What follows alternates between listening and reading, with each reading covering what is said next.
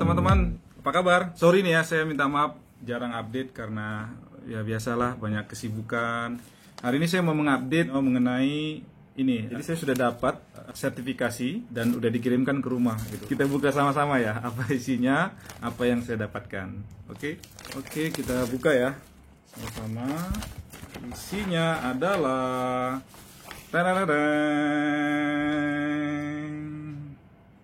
Oke, dan di dalamnya itu ada tanda terima seperti ini, ya.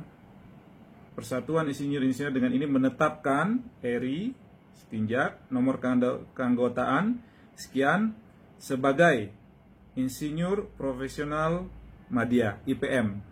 Oke, saya mau cerita sedikit berarti ya, gimana sih saya mendapatkan IPM ini gitu. Jadi teman-teman mungkin sudah melihat video saya sebelumnya, yaitu mengenai program profesi yang saya ikuti di ITB sampai kemudian lulus. Lalu setelah saya lulus itu saya berusaha untuk mengurus sertifikasi ke PII. Webnya ada, Anda tinggal banyak. Kita harus register dulu, lalu kemudian kita aktivasi keanggotaan, lalu kemudian kita akan melamar untuk sertifikasi gitu, dan ada beberapa persyaratan yang perlu kita, dan semua persyaratan itu ya, termasuk sertifikat, CP juga di dalamnya, lalu ijazah profesi kita itu harus kita lampirkan. Jadi semua persyaratan yang dulu kita gunakan untuk melamar program profesi di kampus di mana kita akan melaksanakan program profesi itu dipakai semua ketika mau untuk sertifikasi gitu. Jadi jangan sampai itu dibuang gitu ya. Kalau bisa itu dikumpulkan dalam satu folder sedemikian rupa sehingga ketika itu mau digunakan untuk sertifikasi itu tinggal gampang gitu, nggak perlu cari lagi gitu ya.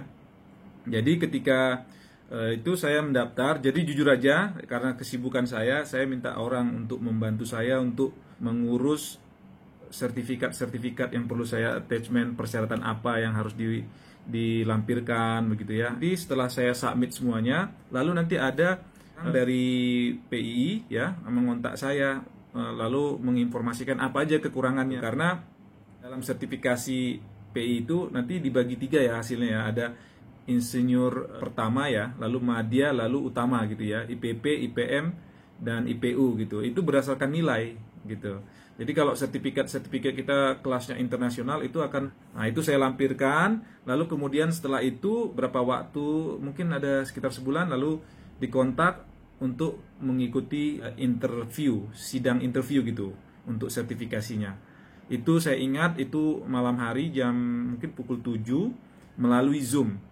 Jadi ada 3 panelis ya, dan 3 ini adalah orang-orang yang sangat berpengalaman sekali di bidang keinsinyuran. Kebetulan saya bidangnya di geologi perminyakan ya, jadi di bagian perminyakan, sehingga orang-orang yang menguji saya tersebut adalah benar-benar yang sangat berpengalaman di bidang perminyakan gitu. Jadi interview tersebut ya, pada saat kita melakukan interview ini juga punya nilai ya, yang akan nanti menentukan apakah kita IPP, IPM atau IPU gitu ya. Itu yang ditanya ya, yang pertama dilakukan adalah pertama saya disuruh untuk presentasi mengenai diri saya. Jadi untuk presentasi, PowerPoint yang saya gunakan adalah PowerPoint yang saya pakai ketika saya presentasi di program profesi di ITB.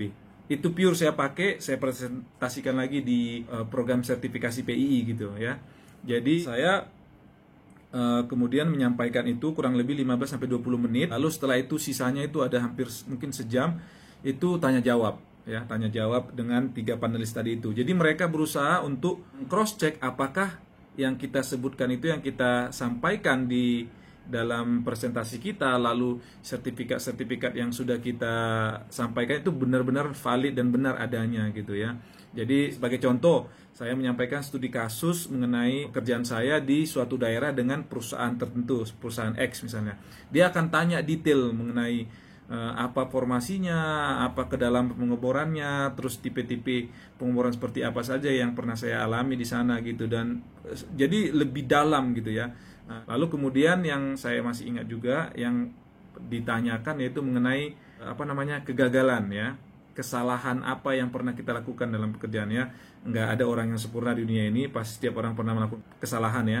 Jadi jangan pernah malu untuk menyampaikan kesalahan tersebut gitu. Jadi selain kelebihan-kelebihan, pencapaian-pencapaian dan kontribusi yang saya miliki di dalam keinsinyuran saya juga menyampaikan kegagalan yang pernah saya lakukan dalam program insinyur tersebut. Jadi teman-teman, kurang lebih seperti itu ya pengalaman saya ketika convert dari program profesi ke program sertifikasi dari Persatuan Insinyur Indonesia gitu. Sampai akhirnya saya mendapatkan sertifikat IPM tersebut gitu ya. Jadi yang paling penting itu di interview ya. Jadi kita harus yakin ketika kita mempresentasikan studi kasus yang kita bawakan, lalu pengalaman-pengalaman bekerja yang pernah kita sudah lakukan gitu ya. Ya itu aja kira-kira, semoga bermanfaat ya. Ikutin terus pengalaman saya di program insinyur ini. Saya sedang melamar untuk ASEAN Engineering Certification, nanti akan saya update juga. Oke? Ciao.